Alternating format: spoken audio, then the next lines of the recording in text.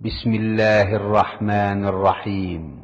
পরম করুণাময় ও অসীম দয়ালু আল্লাহর নামে শুরু।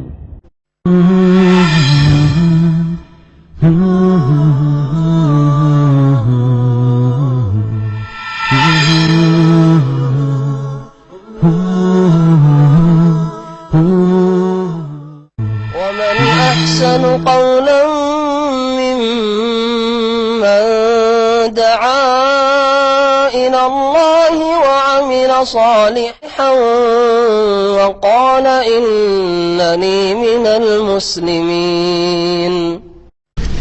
السلام عليكم ورحمة الله وبركاته.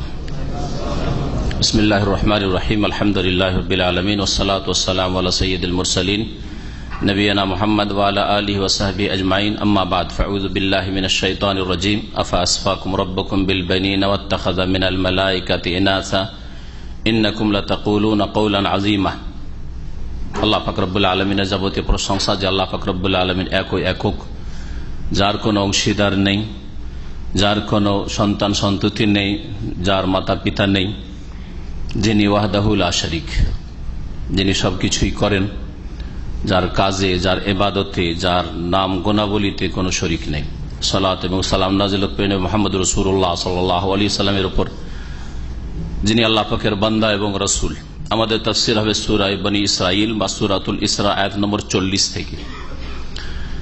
আল্লাহ পাক রব্বুল আলামিন এই আয়াত এবং এর পরের কয়েকটি আয়াতে তাওহীদ, আকীদার বিষয়, আর তারপরে আখিরাত, পরকাল, রিসালাত, এই বিষয়গুলি উল্লেখ করেছেন।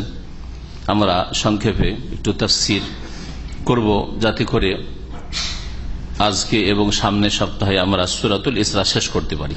আল্লাহ পাক রব্বুল আলামিন ইরশাদ করেছেন, আফা আসফাকুম রব্বুকুম বিল বানিন, হে কাফের মুশরিকরা, সম্বোধন করেছেন আল্লাহ পাক আরবের মুশরিকদেরকে, কুরাইশদেরকে। রাসূলুল্লাহ সাল্লাল্লাহু আলাইহি ওয়াসাল্লাম প্রথম যাদেরকে দাওয়াত দেওয়ার জন্য এসেছিলেন রাসূল হে তাদেরকে, কারণ তারা বলতো যে ফেরেশতা মালায়েকারা আল্লাহ পাকের কন্যা, আল্লাহ পাকের মেয়ে।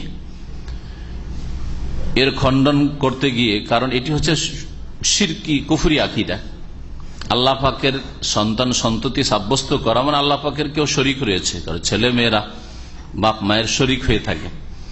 আল্লাহ পাক এই শিরকের খণ্ডন করতে গিয়ে ইরশাদ করছেন যে তোমাদের এই ভ্রান্ত আকীদার ভিত্তিতে তাহলে কি আল্লাহ এরকম করেছেন যে তোমাদের প্রতিপালক আল্লাহ তোমাদেরকে নির্বাচিত করেছেন, মনোনীত করেছেন বিল বানিন, ছেলে সন্তান দিয়ে। আরো মুশরিকেরা মেয়ে সন্তান বরদাস্ত করত না, মেয়ে সন্তান জন্মে গেলে জীবন্ত দাফন করে দিত।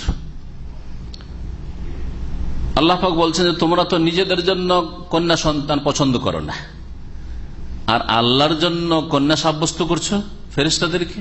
ওয়াত্তাখাযা মিনাল মালায়েকাতি ইনাসা, আল্লাহ নিজেই গ্রহণ করেছেন মালায়েকা ফেরেশতাদের মধ্য থেকে মেয়ে সন্তান। আল্লাহ মেয়ে নিয়েছেন, আর তোমাদেরকে যিনি দাতা আল্লাহ, তিনি তোমাদেরকে ছেলে দিয়েছেন, মানে তোমরা আল্লাহর কাছে শুধু ছেলে সন্তান চাও।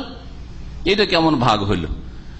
ইন্নাকুম লাতাকুলুনা কাওলান আযীমা, তাহলে নিঃসন্দেহে তোমরা এ তো বড়ই অপরাধের কথা বলছো। কাওলান আযীমা, বড় ভয়ানক কথা, বড় মারাত্মক কথা বলছো, চরম অপরাধের কথা বলছো। আল্লাহ পাক অন্য আয়াতে বলেছেন যে আলাকুমুজ যাকারু ওয়া লাহুল উনসা, তোমরা শুধু ছেলে সন্তান চাও, ওয়া লাহুল উনসা, আল্লাহর জন্য সাব্যস্ত করো মেয়ে সন্তান।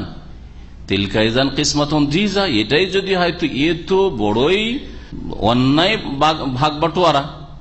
কেমন ভাগযোগ যে ভাগ করে আল্লাহকে মেয়ে সন্তান দিয়ে দিয়েছো, সাব্যস্ত করেছো আল্লাহর জন্য ফেরেশতারা আল্লাহ পাকের মেয়ে কন্যা, আর তোমরা নিজেরা ছেলে সন্তান চাও। এক কথায় আল্লাহ পাকের শরীক নেই। আর শরীক হওয়ার একটা দিক হচ্ছে আল্লাহ পাকের ছেলে মেয়ে সন্তান সন্ততি হওয়া, লাম ইয়ালিদ ওয়া লাম ইউলাদ।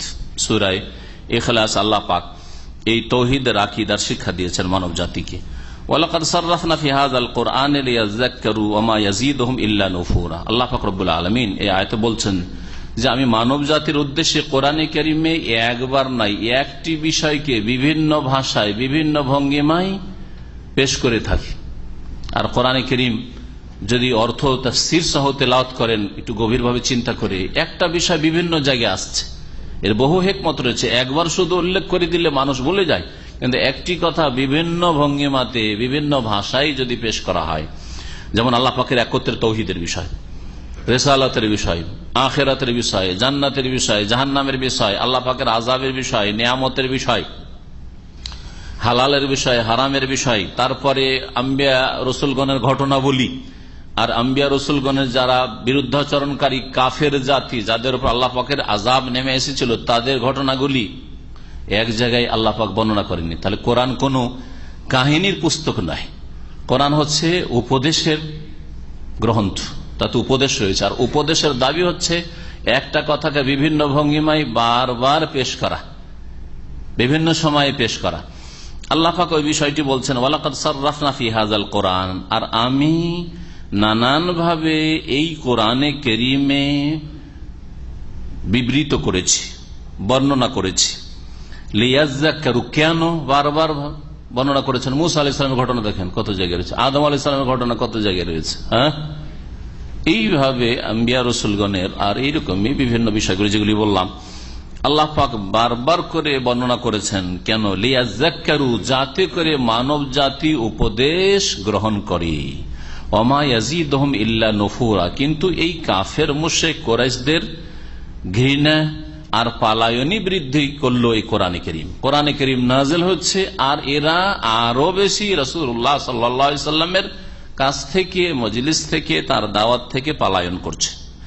নফুরা মানে ঘৃণা হয়, নফুরা মানে পালায়ন করা হয়। আল্লাহ পাক রব্বুল আলামিন তারপরে আরব মুশরিকদের এবং যে কোনো মুশরিকদের, আগের যুগের মুশরিকরা হোক আর বর্তমান যুগের মুশরিক হোক আর কিয়ামত পর্যন্ত যত বহুত্ববাদী মুশরিকরা আসবে, তাদের খণ্ডন করতে গিয়ে বলছেন যে আল্লাহ পাকের কোনো শরিক নেই। আল্লাহ পাকের সাথে অন্য উপাস্য এলাহ যদি থাকতো, সেই এলাহ উপাস্য আল্লাহর এবাদতের কিছু অংশ যাদের দিয়ে দেওয়া হয়, সেটা প্রতিমা পুতুলের আকারে হইতে পারে, আর 3.5 হাতের কবর মাজারের আকারে হইতে পারে, সেটা কোনো গাছপালার আকারে হইতে পারে, আর এইসবের পিছনে যে কোনো এই রকমের আল্লাহ ছাড়া অন্যের পূজা উপাসনা রয়েছে, এইসবের পিছনে কিছু মহাপুরুষ রয়েছে, ভালো মানুষরা রয়েছে, সৎ লোকেরা রয়েছে, আসল পূজা ওদের। সেগুলি মানুষের মধ্যে থেকে হইতে পারে, জিনদের মধ্যে থেকে হইতে পারে, বা মালাইকা ফেরেশতাদের মধ্যে থেকে হইতে পারে। এই জন্য হিন্দুদের দেবদেবী দেখবেন ভয়ানক, কারণ এগুলি হচ্ছে জিন শয়তানের প্রতিমূর্তি। জিন শয়তান সম্পর্কে কল্পনা করে ওই রকমের মূর্তি তৈরি করা হয়েছে, প্রতিমা তৈরি করা হয়েছে, তারপরে পূজা শুরু হয়েছে। তাহলে এই মাটির পূজা নয়, মাটির একটা প্রতিমার পূজা আসল উদ্দেশ্য নয়। এটা তো যারা বুঝে না, সামনে দেখছে প্রতিমা, প্রতিমার পূজা, কিন্তু প্রতিমার পিছনে জিনের পূজা, শয়তানের পূজা বিদ্যমান। আসলে শয়তানের পূজা করছে, শয়তান ইবাদত করছে। এই জন্য ইব্রাহিম আলাইহিস সালামের বাপ মূর্তি তৈরি করতেন আর মূর্তি পূজক ছিলেন, মূর্তি পূজার প্রচার প্রসার করতেন। তার সম্পর্কে ইব্রাহিম আলাইহিস সালাম যখন তাকে দাওয়াত দিয়েছেন, ইয়া আবাতে লা তা'বুদিশ শয়তান, হে পিতা শয়তানের পূজা করিয়েন না, অথচ মূর্তি পূজা করছে। কারণ পেছনে এইগুলি হচ্ছে আসলে শয়তানের প্রতিমূর্তি, এগুলির পূজা হচ্ছে। এইরকমই যে এই 3.5 হাতের কবর মাজারের পূজা হচ্ছে, আসলে তো মাজার ওই মাটিটার পূজা হচ্ছে না, এর পেছনে ওখানে কোন আল্লাহর ওলি শুয়ে আছে, নেক লোক শুয়ে আছে, আল্লাহ পর্যন্ত একবারে পৌঁছা লোক ছিল, ওলি কামেল ছিল, তার আসলে পূজা হচ্ছে। অথবা কোন মালাইকা ফেরেশতার পূজা হচ্ছে, সে মূর্তির আকারে হোক অথবা অন্য কোন আস্তানার আকারে হোক। এইভাবেই যারা মহাপুরুষ মানুষের মধ্যে থেকে, বড় মানুষ, সৎ লোক, অথবা জিনদের মধ্যে থেকে যেরকম সৎ হোক আর অসৎ, অনেক সময় অসৎ লোকেরও পূজা শুরু হয়েছে। আল্লাহ পাক রব্বুল আলামিন বলছেন, কুল্লাউ কানা মাহু আলেহা, হে নবী তুমি জানিয়ে দাও মুশরিকদেরকে যে আল্লাহর সাথে যদি আরো উপাস্য হইতো, আলেহা এলাহর বহু বচন, কামা ইয়াকুলুন, যেমন এই কাফের মুশরিকরা বলে থাকে, বহুত্ববাদীরা বলে থাকে আল্লাহর সাথে আরো উপাস্য আছে। আল্লাহ পর্যন্ত পৌঁছার জন্য মুসলিমদের মধ্যেকার যারা মুশরিক শিরিককারী, তারা বলে থাকে এগুলি ওসিলা, এগুলিকে না ধরলে, ওলি আউলিয়া না ধরলে আল্লাহ পর্যন্ত পৌঁছা যাবে না, এরা হচ্ছে সিঁড়ি, এরা হচ্ছে এমপি মন্ত্রী, আমাকে প্রধানমন্ত্রী পর্যন্ত পৌঁছিতে হইলে আমাকে এইসব লাগবে, সোর্স লাগবে, এইসব ওসিলা বলে থাকে। আর ওরা বলে মাধ্যম। আর 1400 বছর আগে আরো মুশরিকরা তাই বলতো, মানা আবদহম, এরা এগুলো তো আমরা পূজা করি না, এই সব লাত উজ্জা হোবাল মানাতের পূজা করছে না, এদের উপাসনা এই জন্য করছি ইল্লা লিয়ুকাররিবুনা ইলাল্লাহি যুলফা, এরা আল্লাহ পর্যন্ত পৌঁছার জন্য মাধ্যম হবে, আল্লাহর নিকটবর্তী আমাদেরকে করে দাও, আমরা কাছে যেতে পারবো না যতক্ষণ এরা আল্লাহর কাছে আমাদেরকে পৌঁছে না দেবে। ওসিলা হিসাবে তারা পূজা করত। আরো তারা বলতো এরা আল্লাহর কাছে সুপারিশ, আল্লাহর কাছে সুপারিশ কি করবে আমার জন্য? পীর ধরা এই জন্য, পীর পূজা এই জন্য, মাজার পূজা এই জন্য যে এরা সুপারিশ না করলে কি করে জান্নাত পাবো। শয়তান এই সব কথা, ভ্রান্ত কথা ঢুকিয়ে দিচ্ছে। অথচ একজনের নাজাতের ওসিলা মাধ্যম হচ্ছে তার ঈমান এবং নেক আমল। কোরআনে কত জায়গায় আল্লাহ পাক বলেছে ইন্নাল্লাযীনা আমানু ওয়া আমিলুস সালিহাতি কানাত লাহুম জান্নাতুল ফিরদাউস নুজুলা ওয়াল আসরি ইন্নাল ইনসানা লাফি খুসর ইল্লাল্লাযীনা আমানু ওয়া আমিলুস সালিহাত ওয়া তাওয়াসাউ বিল হক ওয়া তাওয়াসাউ বিস সাবর ইন্নাল্লাযীনা আমানু ওয়া আমিলুস সালিহাতি সায়াজআলু লাহুমুর রহমানু উদ্দা। কত ভাষায় আল্লাহ পাক ঈমান নেক আমল, ঈমান নেক আমল, এটা হচ্ছে তোমার ওসিলায়ে নাজাত, মুক্তির উপায়, এটাই হচ্ছে তোমার সিঁড়ি আল্লাহ পর্যন্ত পৌঁছার, আল্লাহর নৈকট্য লাভের। কিন্তু ভ্রান্ত পথে পরিচালিত হয়েছে, শয়তানের বিভ্রান্তির শিকার হয়ে মুশরিকরা, বহুত্ববাদীরা। আল্লাহ পাক বলছেন যে হে নবী, তুমি এই মুশরিকদেরকে বলে দাও লাউ কানা মাহু আলিহা, আল্লাহর সাথে যদি আরো উপাস্য হইতো, যে আরো কেউ আছে, দেবদেবী আছে, আর না হয় ওলি আউলি আছে যাদের সিজদা করতে হবে, যাদের জন্য নজরানা পেশ করতে, যাদের জন্য খাসি মরু জবাই করতে হবে, যাদের জন্য ওরস লাগাইতে হবে, এগুলো যদি থাকে কামা ইয়াকুলুন, যেমন এই মুশরিকরা বলে থাকে, ইযাল লাবতাগাউ ইলা জিল আরশি সাবিলা, তাহলে এরা আরশ ওয়ালা, জিল আরশ, আরশের অধিপতির নিকটে তারা রাস্তা অন্বেষণ করত, রাস্তা তলাশ করত। কি অর্থ এর দুটো তাফসীর করা হয়েছে। একটি তাফসীর হচ্ছে আব্দুল্লাহ বিন আব্বাস রাদিয়াল্লাহু তাআলা আনহুমা আর প্রখ্যাত তাবী সাঈদ ইবনে জুবাইর রাহিমাহুল্লাহ, তারা বলছেন যে আল্লাহর সাথে যদি এই দেবদেবীগুলি অথবা ওলিয়া উলিয়া গোস কুতুব আর আবদাল এগুলি যদি আলেহা হয়, যে এদেরকেও সেজদা দিতে হবে, এদের জন্য জবাই করতে হবে, এদের আস্তানাতে হাজিরি দিতে হবে, এদের কাছে চাইলে আল্লাহর কাছ থেকে এরা নিয়ে দিবে, এই ক্ষমতা রাখে, আর এরা মারা যায় না, এসব যদি আসলে থাকে তাহলে এরাও আলেহা হলো। এরা যদি এলাহ উপাস্য হয়, যে উপাসনা এবাদত এদেরকে দেওয়া যাবে, তাহলে এরা কি বসে থাকতো? এরা তাহলে কি করত? নিজের ক্ষমতা দেখিয়ে যেমন এক শাসকের আর এক শাসকের সাথে দ্বন্দ্ব থাকে, স্বাভাবিক, কতদিন কম্প্রোমাইজ করে থাকে, আর তারপরে সবাই নিজের ভূমিকে বিস্তার করার চেষ্টা করে, নিজের ক্ষমতা বাড়াবার চেষ্টা করে। সুতরাং এরা কি করত? আরশের অধিপতি যিনি বারহাক সত্য মাবুদ আল্লাহ, তার পর্যন্ত প্রতিদ্বন্দ্বিতা করে পৌঁছার চেষ্টা করত, আর তাকে প্রতিহত করে, পরাজিত করে তারা বিজয় হওয়ার চেষ্টা করত, বিজয়ী হওয়ার চেষ্টা করত তারা। এটা হচ্ছে একটি তাফসীর। তার মানে লড়াই দেখা যেত, কোন মানব জাতির ইতিহাসে কখনো দেখা যেত যে আলেহারা, লাত উজ্জা হোবাল মানাত অথবা দুর্গা অথবা দরগাওয়ালারা, এই মাজারওয়ালারা, যদি এরা যদি আল্লাহর সাথে শরীক হতো, তাহলে একদিন দ্বন্দ্ব করে এরা বিজয় লাভের চেষ্টা করত। কেন আরশে আল্লাহ বসে থাকুন, আমরা আরশে বসবো, এই করতো।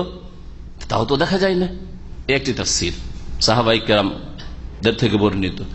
আর একটি তাফসীর হচ্ছে যে আল্লাহর সাথে যদি অন্য উপাস্য থাকতো, যেমন এই ভ্রান্ত পথের পথিক মুশরিকরা বলে থাকে, তাহলে এরাও সেই আল্লাহর নৈকট্য লাভের চেষ্টা করতো। লাবতাগাউ ইলা জিল আরশি সাবিলা, মানে আরশের অধিপতি পর্যন্ত তারা নৈকট্য লাভের জন্য রাস্তা তলাশ করতো, যে আমরা কি করে আল্লাহর নৈকট্য লাভ করব। এই জন্য আল্লাহ পাক এই বিষয়টিকে এরপরেও বলেছেন যে তোমরা যাদের পূজা করছো, যাদেরকে ডাকছো, এরা নেক লোক ছিল, আর এরা ওইভাবে আল্লাহর নৈকট্য লাভের চেষ্টা করেছেন যেমন তুমি ভাবছো যে আমি আল্লাহর নিকটবর্তী হব, বরং তোমার চাইতে বেশি আল্লাহর আযাবকে ভয় করত, তোমার চাইতে বেশি আল্লাহর রহমতের আশাবাদী ছিল। তাহলে এই যাদেরকে উপাস্য বানিয়ে ফেলেছো, এরা যদি নেক লোক হয়, সৎ লোক, এরা যদি সৎ লোক হয়, যেমন মুসলিম উম্মতের মধ্যে যারা নেক লোক রয়েছেন, আম্বিয়া রসুলগণ সম্পর্কে আমরা নিশ্চিত যে আম্বিয়া রসুলগণ সকলের নেক। এখন কেউ যদি নবীর কবরের পূজা করে, তো নবী আম্বিয়া রসুলগণ আল্লাহর নিকটবর্তী হওয়ার জন্য সবচেয়ে বেশি প্রচেষ্টা চালিয়েছেন, মেহনত করেছে, ইবাদত করেছেন, ঠিক না?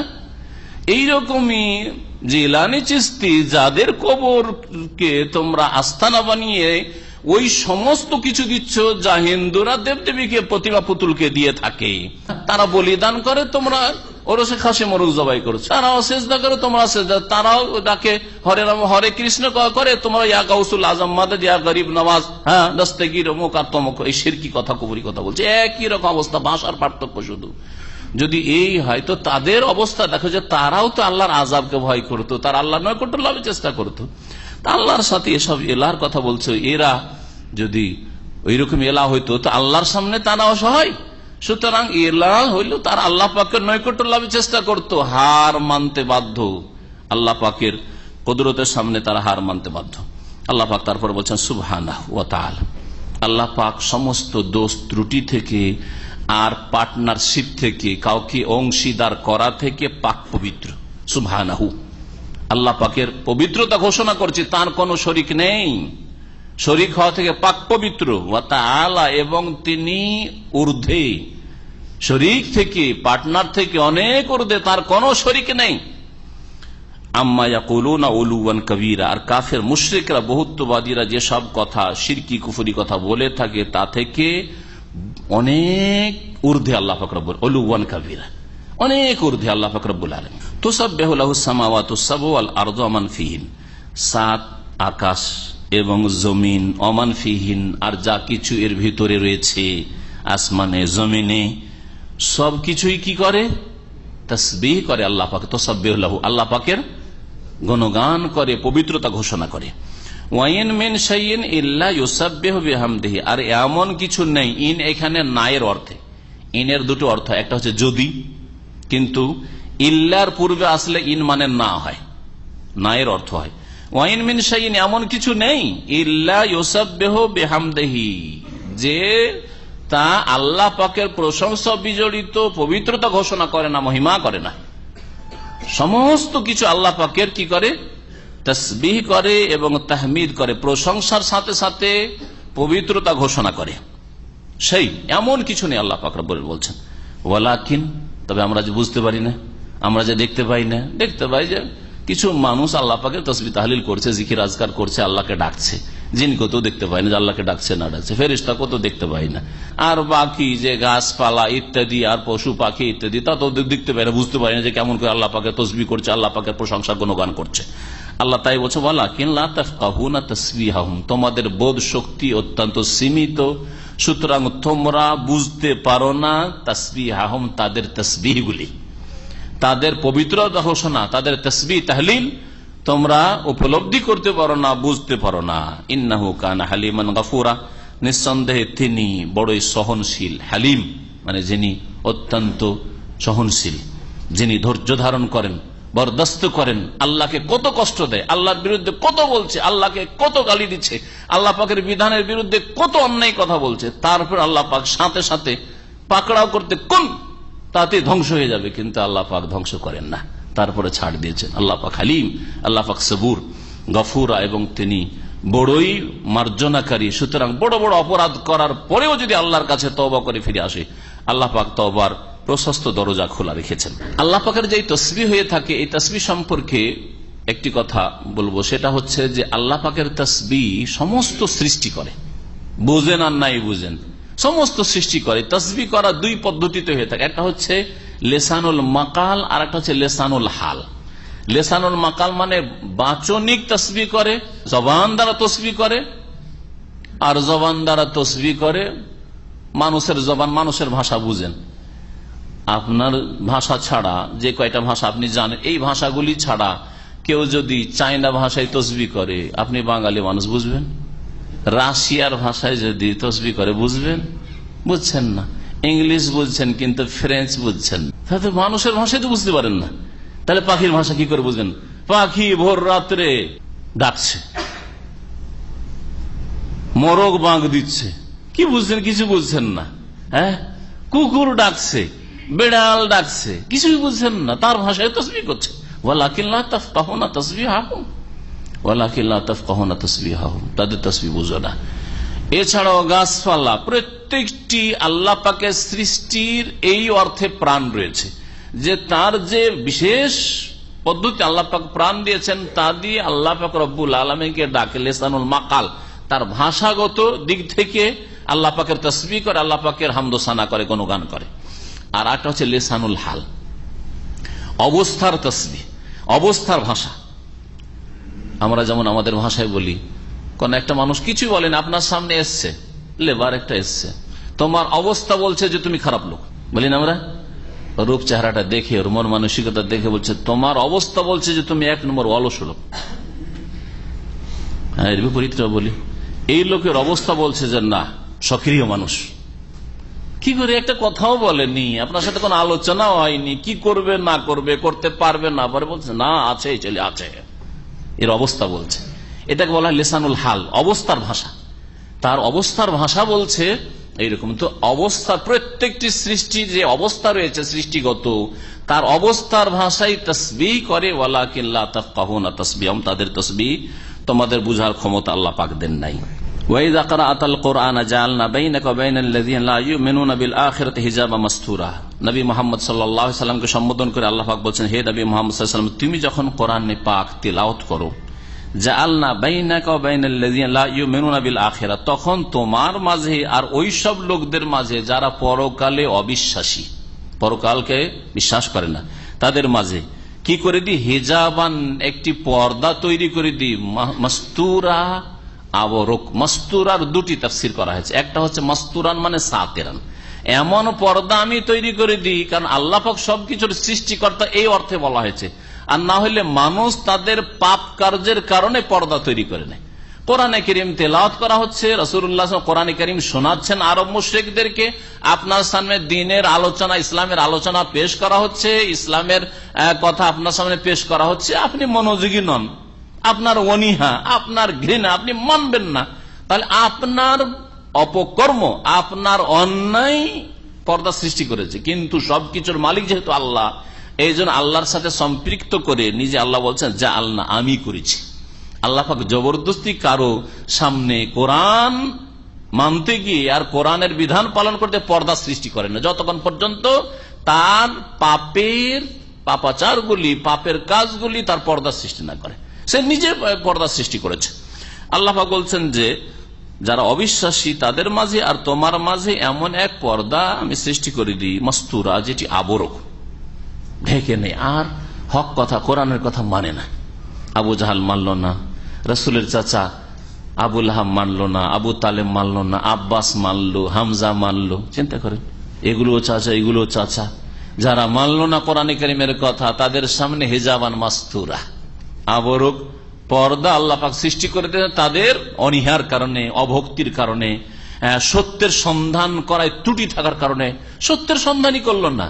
আলেম সমাজের দোষ চাপিয়ে দিয়ে এত তরিকার, এত কথা, কোনটাই নিব? সৌদি আরবে শুনছি একরকম, দেশে শুনছি একরকম, আমাদের হুজুর একরকম বলছে, দেশের আলেমরা একরকম বলছে, কোনটা নেব? যা যেটার উপর আছে ওইটাই।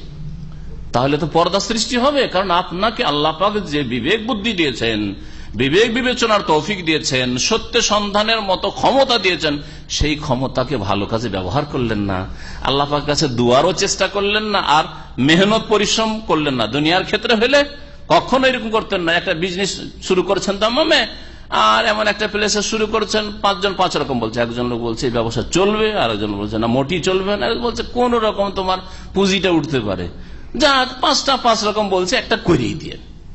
এরকম করেন না, আরো 5টা লোকে জিজ্ঞেস করি, এদের চাইতে জ্ঞানী লোক যারা আছে তাদের পরামর্শ নিই। এই এলাকায় যারা ব্যবসা বিজনেস করছে এই ধরনের, চলছে না এই বিজনেস, তাদের জিজ্ঞেস করি। দুনিয়ার ক্ষেত্রে তো খুব চালাক চতুর। আর দিন ইসলাম যখন জানার বিষয় আসছে, কাফের মুশরিকরাই হোক আর মুসলিম সমাজের বিদআতপন্থী গুমরাহরাই হোক, হ্যাঁ, আলেমদের দোষ চাপিয়ে দিয়ে ওরাই নানান কথা বলছে, কোনটাই বা মানবো, যাকে একটা করলেই চলে, জান্নাত পেয়ে যাবেন। অত সহজ না, কখনো না। আর কেউ কেউ বলেছেন যে এখানে সাতেরা, মাসতুরা সাতেরার অর্থে না, মাসতুরা মাসতুর ইসিম মাফুলের অর্থে রয়েছে। তাহলে কি হবে?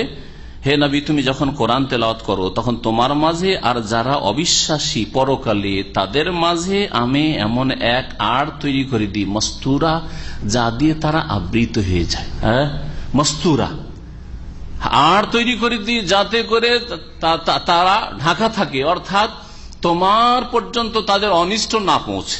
কোরআনে কারীম কাফেরদের মাঝে রাসূলুল্লাহ সাল্লাল্লাহু আলাইহি ওয়াসাল্লাম শোনাচ্ছেন, আর কত দুর্বল রাসূলুল্লাহ সাল্লাল্লাহু আলাইহি ওয়াসাল্লাম, একা কুলু লা ইলাহা ইল্লাল্লাহ, বলো লা ইলাহা ইল্লাল্লাহ। সমস্ত জাতি মক্কার পত্তলিকতায় লিপ্ত রয়েছে, 360টি মূর্তিকে রেখে কাবার চারিদিকে পূজা করছে, যেমন তেমন সাহসের প্রয়োজন। আর তারপরে কি হেফাজত, যারা 13 বছর পরে প্রাণনাশের চেষ্টা করলো, তারা প্রথম বছরে কেন করতে পারে নাই, সহজে মেরে দিতে পারতো। কিন্তু আল্লাহ পাক এমন একটা আড় তৈরি করে রেখে দিয়েছেন যে রাসূলুল্লাহ সাল্লাল্লাহু আলাইহি সাল্লাম পর্যন্ত তাদের অনিষ্ট পৌঁছেনি, কোনো ক্ষয়ক্ষতি করতে পারে না। অন্য আয়াতে এর তাফসীর করে আল্লাহু ইয়াসিমুকা মিনান নাস, হে নবী তুমি দাওয়াত দিতে থাকো, আল্লাহ মানুষের অনিষ্ট থেকে তোমাকে রক্ষা করবেন, তোমার হেফাজত করবেন। আল্লাহ পাক তারপরে বলছেন ওয়াজআলনা আলা কুলুবিহিম আকিন্না, আর তাদের হৃদয়ের ওপর আমি আবরণ সৃষ্টি করে দিই। আকিন্না কেনানুনের বহুবচন, কেনান মানে হচ্ছে আবরণ, ঢাকনা।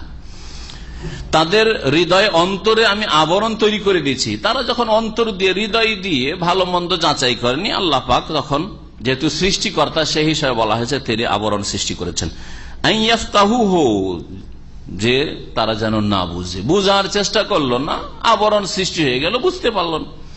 ওয়াফি আযানিহিম ওয়াকরুন, এবং তাদের কানের ওপর, শ্রবণ শক্তির ওপর আমি এক বোঝা চাপ। ওয়াকর মানে শাব্দিক অর্থ হচ্ছে বোঝা, মানে আমি তাদের বধিরতা দান করেছি, বধিরতা দিয়ে দিচ্ছি। কান শুনেও শুনে না, শোনার পরে যেমন বধির ব্যক্তি শোনে না, ওই রকমই শুনেও কোনো কাজে আসলো না, শুনেও কোনো কাজে আসলো না। একে আল্লাহ পাক বলেছেন যখন তাদের শ্রবণ শক্তিকে ভালো কাজে লাগালো না, তাদের অন্তরকে ভালো কাজে লাগালো না, বোঝার চেষ্টা করলেন, আল্লাহ পাক রব্বুল আলামিন এগুলির উপর পর্দা, আবরণ সৃষ্টি করে দিয়েছেন।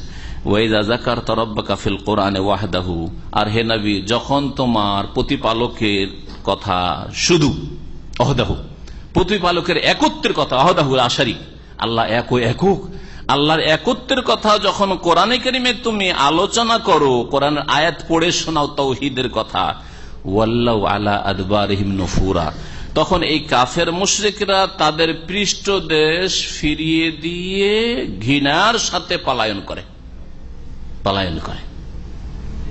উল্টো দিকে ঘুরে পালাতে শুরু করে, শুনতে চাই না। অথচ রাসূলুল্লাহ সাল্লাল্লাহু আলাইহি সাল্লাম আল্লাহ পাকের কথা বলছেন, এক আল্লাহর কথা বলছেন, এক আল্লাহর কথা শুনতে চায় না। আর আল্লাহ পাকের অসহায় সৃষ্টি মূর্তি, প্রতিমা, পুতুলের কথা বললে খুব খুশি। আল্লাহ বলছেন এই কাফের মুশরিকদের বদ স্বভাব হচ্ছে যে আল্লাহ ছাড়া অন্যের কথা বলো খুব খুশি। আর এই চরিত্র যত মুশরিক পৃথিবীর আছে সকলের, যারা প্রতিমা পুতুলের পূজারী, তাদের সামনে দেবদেবীর গুণগান বয়ান করেন, অমুক দেবী সরস্বতী দেবী বিদ্যা দিতে পারে, আমার ছেলেকে উদ্ধার করে দিচ্ছে, আমার ছেলেকে ডাক্তারি, তাই না? আর মুসলিম সমাজের যারা মুশরিক, আমার ছেলে হইতো না, মেয়ে হইতো না, 15 বছর 20 বছর হয়ে গেছে, আর গেলাম খাজা বাবার দরবারে, তারপরের বছরে ওরা অনেক কিছু দিতে পারে, আর খুশির শেষ নাই, সুবহানাল্লাহ সুবহানাল্লাহ শেষ নাই। শিরকের কথা বললে কত যে খুশি, শেরুন।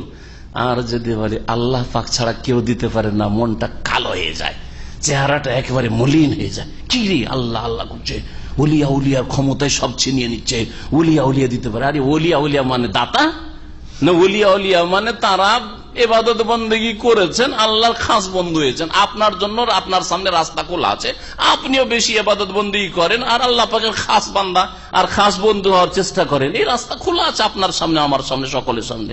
ওলি মানে তো দাতা হয় না, ওলি মানে আল্লাহ পাকের দোস্ত বন্ধু হয়, খাস বান্দা হয়। আল্লাহ পাক রব্বুল আলামিন যেন বুঝার তৌফিক দান করেন। মুশরিকদের বদ স্বভাব আমাদের দেশের কিচ্ছা কাহিনীর বইগুলি, পীরের জীবনী যদি পড়েন, আর যদি 5 ঘন্টার ওয়াজ, আর তাতে শুধু ওলিয়া উলিয়ার ক্ষমতা, গাইবী ক্ষমতা, এই জাহাজ উদ্ধার করলো, এই উদ্ধার করলো, সেই উদ্ধার করলো, হাজিদেরকে বাঁচিয়ে নিল, আর কাবা ঘরের কুকুর তাড়িয়ে দিল, আগুন লেগেছিল আগুন নিমিয়ে দিল, এই সব যদি বলে সুবহানাল্লাহ সুবহানাল্লাহ, না মন্ত্র তো সুবহানাল্লাহ, কিন্তু আল্লাহর প্রশংসা নাই, ওলিয়া উলিয়ার প্রশংসা, ওরাই সবকিছু দিতে পারে। কার রোগ ভালো করে দিল, কার ছেলে দিয়ে দিল, কার বালা মুসিবত দূর করে দিল, কার মনের কামনা বাসনা পূরণ করে দিল। আর আল্লাহ দাতা, আল্লাহ পাক দেন যদি বলেন তো কত যে আপনার ওপর উপাধি লাগবে। রে ওয়াহাবি, আল্লাহ ছাড়া ওলিয়া উলি কিচ্ছু বলে না, কিচ্ছু মানে না, হ্যাঁ, আর কত যে মিথ্যা কথা বলা শুরু করবে। আল্লাহ পাক রব্বুল আলামিন বলছেন যে ওয়াইদা যাকারতা রাব্বাকা ফিল কোরআনে ওয়াহদা, হে নবী মুহাম্মদ সাল্লাল্লাহু আলাইহি ওয়াসাল্লাম তোমার রবের একত্বের কথা কোরআনে কারিমে তুমি যদি আলোচনা করো, উল্লেখ করো, ওয়াল্লাহু আলা আদবারিহিম নুফুরা, তাহলে এই কাফের মুশরিকদের বদ স্বভাব হচ্ছে যে তারা পিঠ ফিরিয়ে পলায়ন করে ঘৃণা ভরে। নাহনু আ'লামু বিমা ইয়াসতামিউনা বিহি ইয়াসতামিউনা ইলাইক, আল্লাহ পাক বলছে আমি বেশি জানি, বিমা ইয়াসতামিউনা বিহি, যে কি উদ্দেশ্য নিয়ে তারা শুনছে, কি শুনছে তারা? ইজ ইয়াস্তামিউনা ইলাইহি, যখন তোমার কথা শুনতে আসে। কাফের মুশরিকেরা রাসূলুল্লাহ সাল্লাল্লাহু আলাইহি ওয়াসাল্লাম যখন কোন দিনই আলোচনা করতেন, দিনের কথা বলছেন অথবা কোরআনে কারীম পাঠ করছেন, শুনতে আসতো কেউ কেউ, কিন্তু গরজ মানা নয়, গরজ মনোযোগ দিয়ে বুঝা উপলব্ধি করা নয়। কি উদ্দেশ্যে আসছে আমি জানছি, আল্লাহ বলছেন। ওয়াইজ হুম নাজওয়া, আর যখন তারা গোপনে আলাপ করে, গোপন আলাপ করে এক কাফের আর কাফের সাথে, এক নেতা আর এক নেতার সাথে, আবু জাহাল উতবা শাইবা রাবিয়ার সাথে। ওয়াইজ হুম নাজওয়া, পরস্পর গোপন আলোচনায় যখন লিপ্ত হয়, তাও জানি কি আলোচনা করছে, ষড়যন্ত্র করছে। ইয ইয়াকুলু যালিমুন, আর এই জালেমরা ওই যখন বলতো, ইন তাত্তাবিউনা ইল্লা রাজুলাম মাসহুরা, এ মুহাম্মদের কথা যদি শোনো, মুহাম্মদের কথা যদি মানো, ওই যে কোরআন কোরআন বলছে, এইসব কথা যদি মানো, তাহলে এ তো জাদুগ্রস্ত মানুষ ছাড়া আর কিছু নয় গো। জাদুগ্রস্ত লোকের কথা শুনবে। কখনো মাসহুর মানে জাদুগ্রস্ত, আর কখন আবার সাহের জাদুকর, এটা পরস্পর বিপরীত কথা নয়। যে জাদু করে আবার জাদুগ্রস্ত কি করা হয়? সাহেরও সেই একই জন, আবার মাসহুরও সেই, সে আবার মজনুন পাগলও, সে আবার কাহেন গণকও, সে আবার কি শায়ের, আবার কবিও, কত নাম। যারা মুশরিক প্রকৃতির লোক, যারা বাতিলপন্থী, তারা ভালো মানুষদের বিভিন্ন খারাপ নাম দিয়ে হেয় প্রতিপন্ন করতে চায়, আর সমাজের লোকদেরকে বিভ্রান্ত করতে চায়, সত্য থেকে দূরে সরাতে চায়। এটা হচ্ছে বাতিলপন্থীর লক্ষণ, বাতিলপন্থীর লক্ষণ। কখনো এইটা বলবে, কখনো এইটা বলবে। আপনার অন্তরে কোন কথা ঢুকিয়ে দিতে পারলে ঘৃণা ছড়াইতে পারে। কোরআন হাদিসের কথা আলোচনা হচ্ছে, সুতরাং ওকে বিভিন্ন নাম দাও, এমন এমন নাম দাও যেটা ঘৃণা, জাতীয়তা উঠিয়ে নিয়ে আসো, আর না হইলে আর কিছু উঠিয়ে নিয়ে আসো, এমন কিছু যে ওই দলের সমর্থক, ওই দল করে, ওই দল করে, যাতে করে লোকেরা ওর কাছ থেকে সরে যায়। এটা হচ্ছে উদ্দেশ্য। আজকাল এইরকম ষড়যন্ত্র বিদআতপন্থীরা করছে। আল্লাহ পাক রব্বুল আলামিন বলছেন যে অনজুর কাইফা দারাবু লাকাল আমসাল, হে নবী তুমি একটু চিন্তা করে দেখো, কাইফা দারাবু লাকাল আমসাল, তোমার জন্য কি কি ধরনের তারা উপমা পেশ করছে। একবার বলছে জাদুগ্রস্ত, একবার বলছে জাদুকর, একবার বলছে কাহিন, একবার বলছে মজনুন, একবার বলছে শায়ের। কেমন কথা! ফদল্লু, সুতরাং এরা পথভ্রষ্ট হয়েছে। ফালা ইয়াস্তাতিউনা সাবিলা, কখনো সঠিক রাস্তা পাবে না, সঠিক রাস্তা পেতে সক্ষম হবে না। ওয়াকালু, এই কাফের মুশরিকেরা আল্লাহর তৌহিদ একত্বকে অস্বীকার করত, আর পরকালকে অস্বীকার করত। পুনরুত্থান, উঠতে হবে মাটি থেকে, সরে গলে পচে গিয়ে আবার আল্লাহ পাক যে উঠাবেন, উঠতে হবে, এই কথাও বিশ্বাস করত না। দাবিদার ছিল ইব্রাহিমের ধর্ম মানি, ইব্রাহিমের ধর্মে আখিরাতের প্রতি ঈমান ছিল না। কিন্তু এই কাফের মুশরিকদের সামনে এমন বাতিলের আবরণ পড়ে গেছিল যে আখিরাত সম্পর্কে কোনো তাদের ধারণা ছিল না, যার ফলে তারা অবিশ্বাস করতো। মরে গেলাম শেষ, আবার কি আছে, এইরকম কথা বলতো এই কুরাইশরা। আল্লাহ পাক বলছেন ওয়াকালু, এই কাফের মুশরিকরা বলে, আইযা কুন্না ইযামা ওয়া রুফাতা, যখন আমরা নাকি হাড় হাড্ডিতে পরিণত হব, আজমরের বহু বচন ইযাম, ও রুফাতান, আর চূর্ণ বিচূর্ণ হয়ে যাব, মাটিতে মিশে যাব, আইন্না লামাবউসুনা খালকান জাদীদা, তারপরেও কি আমাদেরকে পুনরুত্থিত করা হবে নতুন সৃষ্টি রূপে, আবার নতুন করে মানুষ করে তৈরি করা হবে, আর আবার আল্লাহর সামনে হাজির হইতে হবে।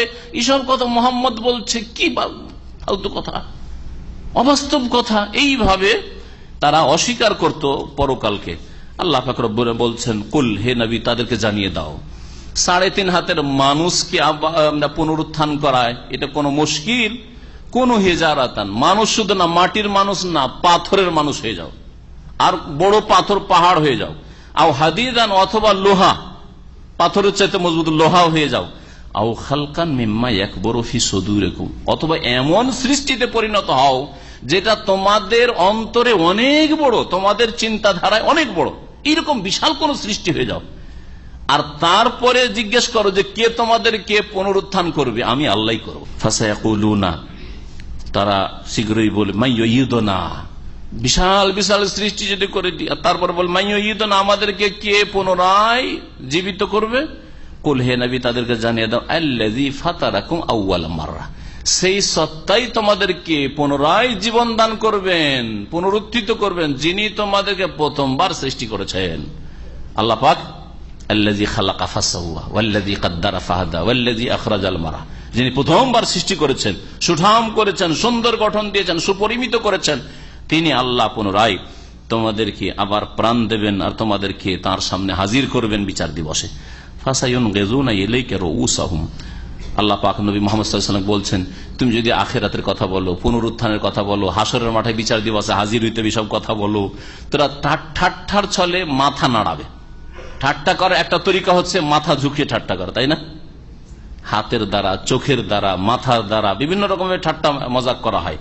তো এই কাফের মুশরিকরা কি করবে? আল্লাহ বলছেন ফাসায়ুনগিজুনা ইলাইকা রউসাহুম, তাদের মাথা তোমার উদ্দেশ্যে নাড়াবে।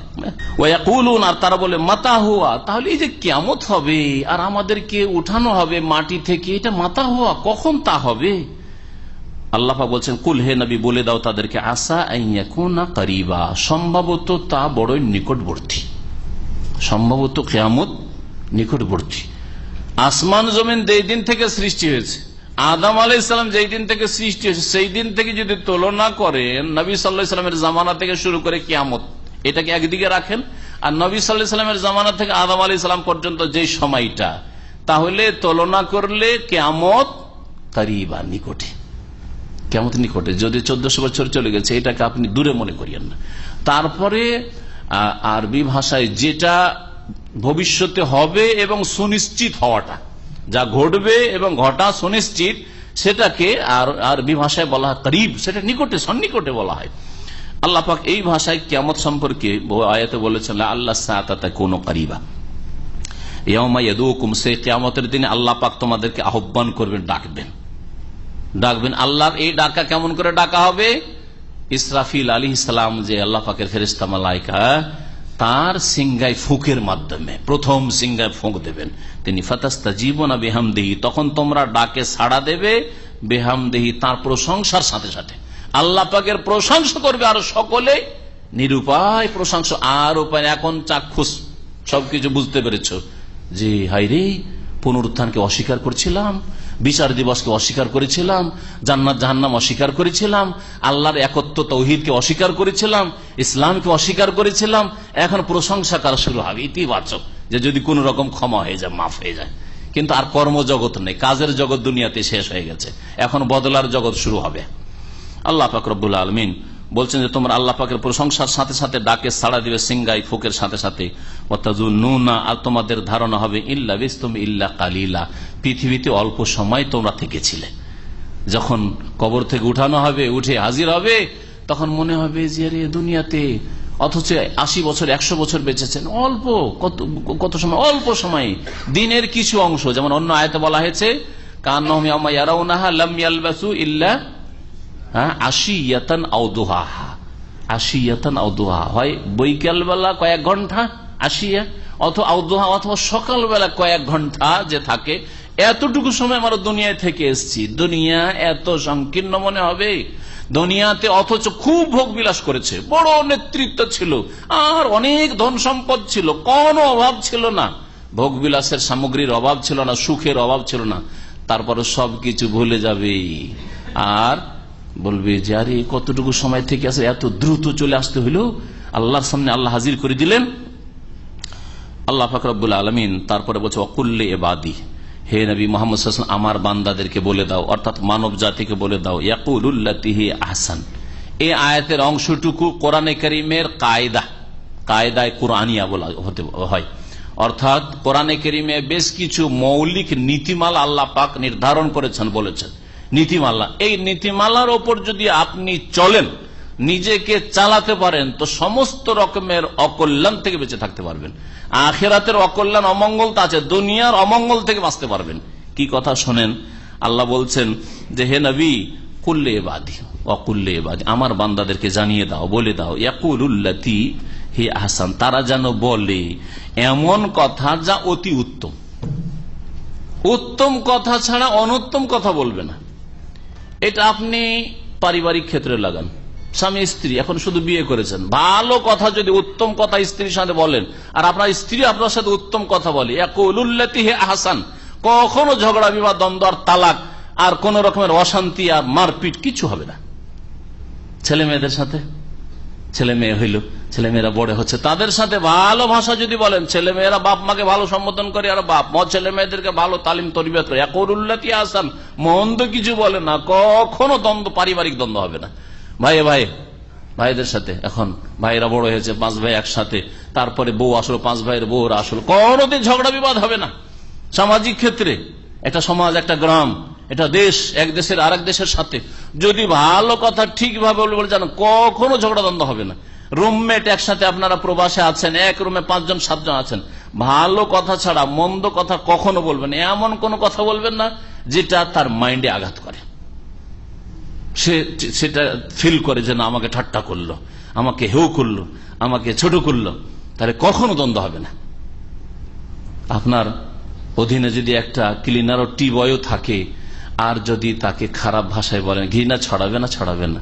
হয়তো সে বাধ্য নিরুপায় আপনাকে চা পানি এনে দিয়ে দিবে, সবকিছুই করে দিচ্ছে, ক্লিনও করে দিচ্ছে, কিন্তু তার অন্তরে ঘৃণা ভরা আছে। একটু আপনার যদি ক্ষতি করতে পারে তো ক্ষতি করতে ছাড়বে না। আর ক্ষতি নাও যদি করে, কারো দ্বারা ক্ষতিগ্রস্ত আপনি হন তো খুশি হবে। রাস্তায় দুর্ঘটনা, অ্যাক্সিডেন্ট, গাড়ি অ্যাক্সিডেন্ট হয়েছে, ক্লিনার খুশি, ভালো হয়েছে, বসের, বলবে না? বলবে না? হ্যাঁ, মনে মনে তো বলবে, প্রকাশ না করে মন বলছে তার। সুবহানাল্লাহ। বিশেষ করে দাম্পত্য জীবনে যদি আপনি ইয়াকুলুল্লাতি আহসান এই কায়দার উপর আমল করেন, কখনো অশান্তি ঘটবে না। অনেক মূর্খ লোকেরা রয়েছে, বাসর রাতে প্রথম বিবিকে আনার পরে সারা রাত শুধু জিজ্ঞাসাবাদ, মনে হচ্ছে সিআইডি তদন্তে লেগে গেছে। সারা জীবনে তার স্ত্রী কার সাথে প্রেম করেছে, কার সাথে লেখাপড়া করেছে, কার সাথে স্কুল কলেজ ইউনিভার্সিটিতে গেছে, কার সাথে আসতো, কি করতো না করতো। আরে ভাই, তো বিয়ে করে করেছো, তুমি বিয়ে কেন করেছো? অতীত ভুলে যান, এখন এখান থেকে নতুন পাতা শুরু করেন আপনি, আর অতীতের খোঁজ খবর নেওয়া শুরু করবেন বেকুফের মতো। বহু ঘটনা আমাদের কাছে আসে, প্রথম রাতে চমকে গেছে স্ত্রী, না এর সাথে বাস করা যাবে না, আরে বাপরে, আমার সিআইডি তদন্ত শুরু করে দিয়েছে, আজকে থেকে তদন্ত। আর তারপরে কি শয়তানি, অনেক লোক এইরকম ধোকা দিয়েছে স্ত্রীকে, যে তোমার হাতে হাত দিয়ে বলছি, শপথ করে বলছি, তুমি বলে দাও সত্য কথা, কিছু হয়েছে নাকি, কিছুই করব না, তোমাকে কিছুই বলবো না, আর কিছুই করব না। আর তারপরে ফতুয়া জিজ্ঞেস, আমাকে ফতুয়া জিজ্ঞেস করছে যে এইরকম ভাবে স্ত্রী আমার স্বীকার করে নিয়েছে যে কারোর সাথে প্রেম ছিল, আর তার নাউজুবিল্লাহ কুকাজ হয়েছে, স্বীকার করে নিয়েছে। এখন যে আমার অন্তরে ঘৃণা আমি রাখতে পারছি না, অন্তরকে মানিয়ে নিতে পারছি না যে রাখবো। কেন জিজ্ঞেস করলেন আপনি এগুলি কথা? এত সিআইডি তদন্ত কেন শুরু করলেন আপনি? এই জন্যই বালা মুসিবত, মানসিক অশান্তি আপনার উপর এসেছে। বিয়ে করেছেন, আসল হচ্ছে যে সে সতী, আসল হচ্ছে সতী। তার আগে দেখে শুনে বিয়ে করেন, বেহাবে পর্দা করে বিয়ে করেছেন, আর তারপরে এসে বাসর রাত আপনি সিআইডি তদন্ত শুরু করে দিবেন। কলেজে মাস্টার ডিগ্রি করেছেন, তারপরে বিয়ে করছেন আপনি, আর সে 25 বছর বয়সে মহিলা আপনার ঘরে আসছে, আর আপনি তারপরে তার তদন্ত শুরু করে দিবেন। হ্যাঁ, এটা হবে? অশান্তি নিজে আপনি নিয়েছেন। ইয়াকুলুল্লাতি আহসান, ইতিবাচক কথা বলেন, ভালো কথা বলেন, তাকওয়া আসুক, পরহেজগারি আসুক, নামাজ আসুক, আল্লাহর ভয় আসুক, আগামী জীবনটা তার সুন্দর হোক, আর আপনিও সুখে থাকেন, সেও সুখে থাক, এইরকম করেন। আর যদি অশান্তির কথা বললেন, এইরকমই অনেক সময় বংশ তুলে গাল দেওয়া। স্ত্রী কিছু বলছেন না, কিন্তু স্ত্রীর সামনে ওর ভাইকে গাল দিচ্ছেন, ওর বোনকে গাল দিচ্ছেন, ওর মাকে গাল দিচ্ছেন, ওর বাপকে গাল দিচ্ছেন। আপনার বাড়িতে থাকছে, আপনার অধীনে, সেজন্য কিছু বলতে পারছে না, কিন্তু অন্তরে শত্রুতা, শত্রুতা না হলে ঘৃণা, যে কোন জালেম স্বামী আমার মাকে গাল দেয়, আমার বাপকে গাল দেয়, আমার ভাইকে গাল দেয়, কখনো বরদাস্ত করবে না। কথা লম্বা হয়ে যাচ্ছে, কিন্তু আমি এগুলিতে মানুষের হেদায়েত রয়েছে, শুধু তর্জমা করে দিলে আয়াতটা বুঝতেন না। ইয়াকুলুল্লাতি আহসান, ভালো কথা বলবেন, যে এই ভালো কথাই সুসম্পর্ক গড়ে ওঠে। আপনি সাথীদের সাথে আছেন আর রহস্য করছেন, বেশি মজাক করা ভালো না। এমন রহস্য করছেন যে সে ফিল করতে লাগলো, অনুভব করতে লাগলো যে আমাকে এ ছোট মনে করছে, আমাকে একেবারে হেউ মনে করছে, যার ফলে আমাকে নিয়ে খেলতামাশা করছে, ঠাট্টা করছে, যখন তখন এরকম অনুভূতি তার তৈরি হয়ে গেল। তখন আপনাকে ঘৃণা করা শুরু করলো, তখন আপনার কষ্ট হইলে সে খুশি বোধ করা শুরু করলো, সম্পর্কে ফাটল ধরলো। আল্লাহ পাক যেন এই বিষয়গুলি বুঝার তৌফিক দান করেন। এই জন্য বললাম যে আল্লাহ পাকের কোরআনে নীতিমালা হচ্ছে ইয়াকুলুল্লাতি আহসান, ভালো কথা বলেন আপনি, বরং শুধু ভালো না, আহসান ইসিম তাফজিল, অতি উত্তম কথা বলেন, যেটা সবচেয়ে ভালো সেই কথা বলেন। আর সবচেয়ে ভালো কথা শুরু করবেন তাওহীদ দিয়ে, রসুলের তরিকা সুন্নাত দিয়ে, আল্লাহ ভীরুতা তাকওয়া দিয়ে, দ্বীনের দাওয়াত, ইসলামের দাওয়াত দিয়ে, কারণ জাহান্নাম থেকে রক্ষা করছেন তাদের, এটা সবচেয়ে ভালো কথা। ওমান আহসানু কওলান মিম্মান দাআ ইলাল্লাহ, আল্লাহর দিকে ডাকার চাইতে ভালো কথা আর কিছু হইতে পারে না। এটা সবচেয়ে ভালো কথা। সুতরাং কোন মানুষ যদি একটা টাকা দিয়ে কখনো সাহায্য না করতে পারেন, কিন্তু তাকে একটা নেক আমলের রাস্তা দেখে সাহায্য করেছেন, এটা সবচেয়ে বড় উপকার করেছেন আপনি, সবচেয়ে বড় তার ইহসান করেছেন। ইয়াকুরুল্লাতি, এই আহসানের মধ্যে দাওয়া ইলাল্লাহ, দ্বীনের দাওয়াত, ইসলাম প্রচার এবং হকের কথা, কোরআন সুন্নাহর কথা বলা প্রথম শামিল। আল্লাহ পাক বলেছেন ইন্না শাইতানা ইয়ানজাগু বাইনাহুম, কারণ শয়তান মানুষের মাঝে উস্কানি দিয়ে থাকে।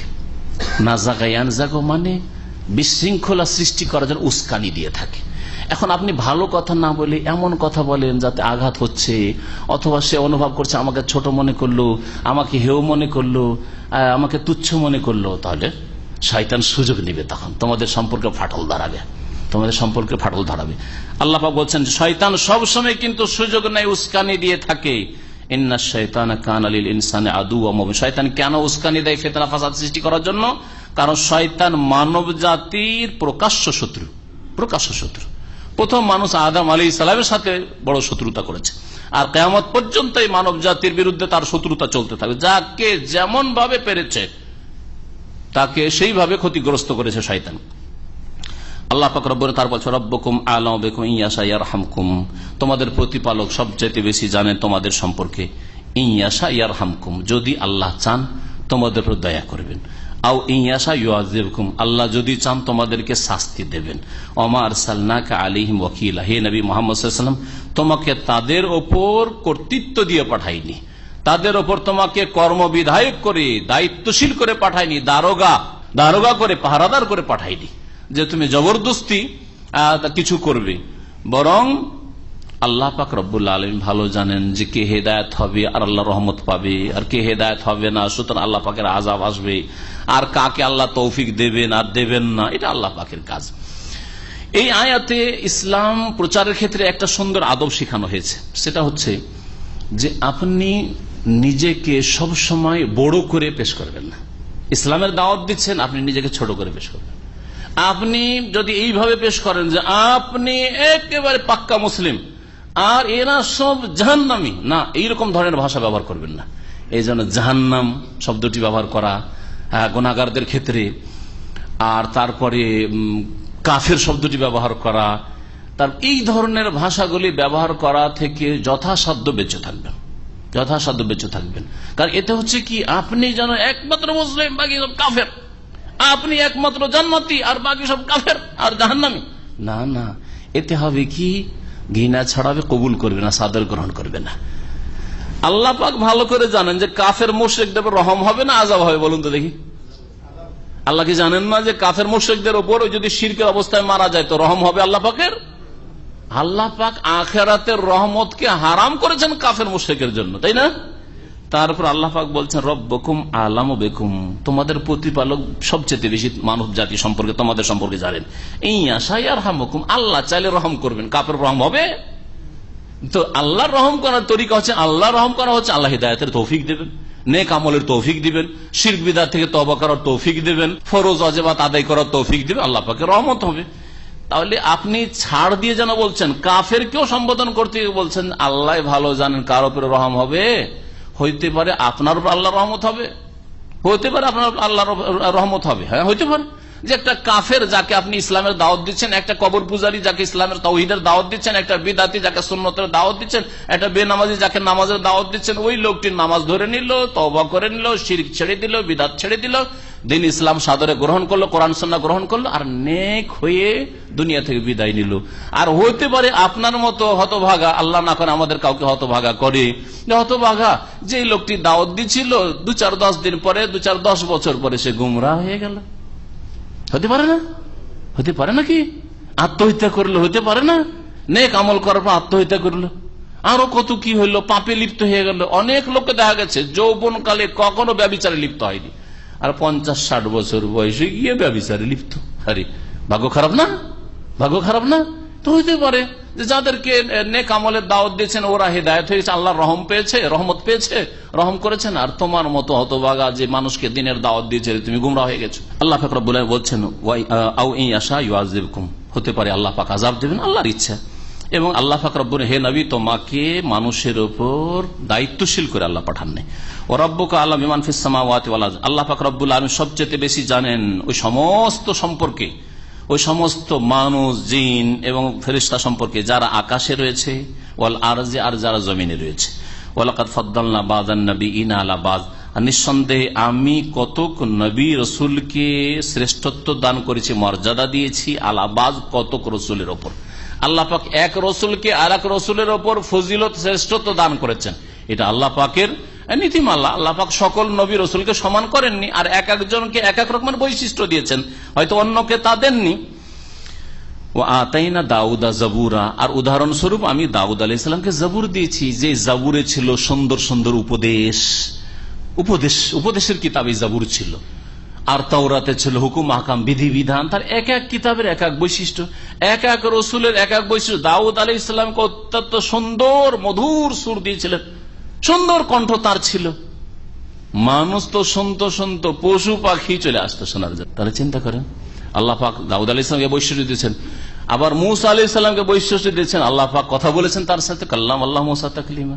ঈসা আলাইহিস সালামকে আল্লাহ পাক বৈশিষ্ট্য দিয়েছেন যে মৃতদেরকে জীবিত করতেন, বেইজনিল্লাহ বলতেন, আল্লাহর হুকুমে। আর পীরেরা বলে বেইজনি, আমার হুকুমে উঠতে হবে। তাহলে পীর তো ঈসার থেকে বড় হয়ে গেল, ঠিক কিনা? হ্যাঁ, কোন পীরের তরিকা আছে জানেন কি? জানেন? হক্কানি, দেশি হক্কানি তো তরিকার কিতাবে আছে। জি হ্যাঁ, ভেদে মারেফাত ইয়াদে খোদাই। হ্যাঁ, হক্কানি তরিকা। কোন তরিকা? চরমনের তরিকাটা আছে। ঈসা আলাইহিস সালাম বেইজনিল্লাহ দিয়ে উঠালেন, আর চরমনের এক পীর বলছে কুম বেইজনি, আমার হুকুমে উঠো, মরাকে জিন্দা করে দিল। আরে মুহাম্মদ রাসূলুল্লাহ সাল্লাল্লাহু আলাইহি ওয়াসাল্লাম করতে পারলেন না? না আবু বকর, ওমর, উসমান, আলী পারলেন না? তোমাদের ইমাম সাহেব, ইমাম আজম আবু হানিফাই পারলেন? আছে না? শাফি, না মালিক, আহমদ, না ইমাম বুখারী করলেন এসব কাজ? আর এই ভণ্ডরা কুম বেইজনি, আমার হুকুমে উঠতে হবে, কারণ নিজেই খোদা হয়ে বসে আছে। আর হবে না কেন? এরা তো খোদাতে, আল্লাহতে বিলীন হয়ে যায়, লয় হয়ে যায়। হ্যাঁ, যিনি আল্লাহ তিনি ওই পীর হয়ে যান।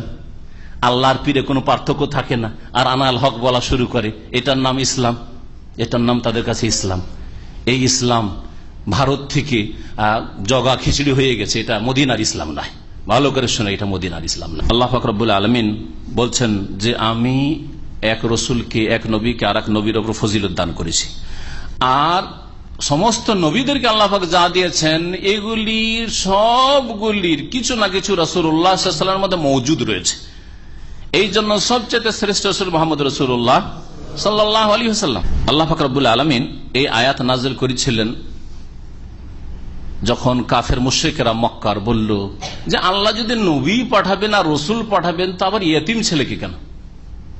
গরিবের ঘরে, ইয়েতিমের ঘরে। তাইফের নেতারা ছিল, মক্কার নেতারা ছিল, নেতা যারা পয়সাওয়ালা, যাদের দাপট রয়েছে সমাজে, তাদেরকে নবী বানাইতেন। আল্লাহ পাক বলছে এ ফজিলত দাও, আল্লাহ পাকের কাজ। কাকে আল্লাহ পাক মর্যাদা দান করবেন আর না দেবেন, এটা আল্লাহ পাকের কাজ, এটা তোমাদের কাজ নাই। আল্লাহ পাক তারপরে বলছেন কুলিদুল্লাযিনা যাআমতুম মিন দুনিহি, হে নবী বলে দাও, উদউল্লাযিনা যাআমতুম মিন দুনিহি, আল্লাহ ছাড়া অন্য উপাস্য সম্পর্কে তোমাদের যে ধারণা যে তারা তোমাদের উপাস্য, তোমাদের দিতে পারে, রোগ ভালো করতে পারে, বালা মুসিবত দূর করতে পারে, সে প্রতিমা পুতুল হোক যেমন মুশরিকদের, পত্তলিকদের রয়েছে, অথবা কবর মাজার হোক যেমন মুসলিম সমাজের শিরককারীদের রয়েছে। উদউল্লাযিনা যাআমতুম মিন দুনি, আল্লাহ ছাড়া যাদের সম্পর্কে তোমাদের ধারণা যে এরা তোমাদের আলেহা, উপাস্য, ওদেরকে ডাকো দেখি, ওদেরকে আহ্বান করো, ডাকো তো দেখি। ফালা ইয়ামলিকুনা কাশফাদ দুররি আনকুম, আল্লাহ ঘোষণা করছেন যে শুনে রাখো, এরা তোমাদের অনিষ্ট, বিপদ, দুঃখ দূর করতে পারে না। তোমাদের রোগ বা বালা মুসিবত, বিপদ আপদ দূর করতে পারে না, দূর করার মালিক নয়। ওয়ালা তাহবিলা, আর তা ফিরাতেও পারে না। একজনের রোগ আর একজন পর্যন্ত ফিরিয়ে দিবে, এক এলাকার রোগকে আর এক এলাকায় ফিরিয়ে দিবে, এই ক্ষমতাও তারা রাখে না। এই সমস্ত আল্লাহ পাকের কাজ, এই হচ্ছে তাওহীদ। কিন্তু যারা শিরকি আকীদা রাখে, তাদের ধারণা যে মাজারে গেলে রোগ ভালো হয়, মাজারে গেলে বালা মুসিবত দূর হয়, মাজারে গেলে মনে মনস্কামনা পূরণ হয়, খাসি মুরগ জবাই করলে এই হাসিল হয়, নজরানা পেশ করলে এই হাসিল হয়, এগুলি শিরকি কথা, কোরআনের বহু আয়াত বিরোধী কথা। আল্লাহ পাক বলছেন উলাইকাল্লাযিনা ইয়াদুন, ওই সব লোকেরা যাদেরকে এরা আহ্বান করে, যাদেরকে ডাকছো। কেউ হরে রাম হরে কৃষ্ণ করে ডাকছো, আর কেউ লাত উজ্জা হোবাল বলে ডাকছো, ওলো হোবাল এই বলে ডাকছো। যেমন ওহুদের যুদ্ধে কাফের মুশরিকরা এই স্লোগান দিয়েছিল। আর কেউ বলছে ইয়া গৌসুল আজম, বড় পীরকে গৌসুল আজম, আর চিশতিকে গরিব নামাজ, গরিবের দাতা বলে ডাকছো। আল্লাহ বলছেন যে যাদেরকে তোমরা ডাকছো ইয়াবতাগুনা ইলা রাব্বিহিমিল ওয়াসিলা, এরাই তো তাদের প্রতিপালক পর্যন্ত নৈকট্য তলাশ করে। ভালো করে শুনুন, ওয়াসিলা মানে আল কুরবা। ওসিলা মানে কি? আরবিতে আল কুরবা, নৈকট্য। আল্লাহর নৈকট্য তারাই তো সন্ধান করে। নবী রসুল থেকে শুরু করেন জিলানি চিশতির আগে আম্বিয়া রসুলগণ, তারাও আল্লাহর নৈকট্য তলাশের জন্য ঈমান আমলকে সুন্দর করেছেন। তাহাজ্জুদ পড়তে পড়তে মোহাম্মদ রাসূলুল্লাহ সাল্লাল্লাহু আলাইহি ওয়াসাল্লাম পা ফুলিয়ে দিয়েছেন, পা ফেটে গেছে। এই কথাগুলি হাদিসে নেই কি? কিসের জন্য? আল্লাহর নৈকট্য লাভের উদ্দেশ্যে। আল্লাহ পাকের আযাবের ভয়ে কাঁদতে থেকেছেন সেজদায় পড়ে পড়ে, আল্লাহ পাকের রহমতের আশায় কাঁদতে থেকেছেন, করেন নাই? আল্লাহ পাক তো তাই বলছেন যে যাদেরকে ডাকো তোমরা আল্লাহকে বাদ দিয়ে, ইয়াবতাগুনা ইলা রাব্বিহিমিল ওয়াসিলা, আল্লাহর নৈকট্য সন্ধান করে তারা। আইয়ুহুম আকরাব, যে তাদের কে অধিক নিকটবর্তী হতে পারে, কে আল্লাহর বেশি নৈকট্য প্রাপ্ত হতে পারে। ওয়ায়ারজুনা রাহমাতাহ, এবং আল্লাহ পাকের রহমতের তারা আশা আকাঙ্ক্ষা করে যে আল্লাহর রহমত পাবো, সেই জন্য ইবাদত বন্দেগীতে মেহনত করছি। ওয়ায়াখাফুনা আযাবাহু, এবং আল্লাহর আযাবকে তারা ভয় করে। শুনে রাখেন, এখানে দুটি কথা বলল। একটা কথা যে বান্দার দুটো ডানা আছে, মানুষের কি আছে? দুটো ডানা। একটা হচ্ছে আশার ডানা, আশার এই হাতের ডানা বলছে না, কিসের ডানা? আশা আকাঙ্ক্ষা, আল্লাহর কাছে রহমতের আশা রাখবেন, ইয়ারজুনা রাহমাতা। আর একটা ডানা পাখা হচ্ছে কিসের?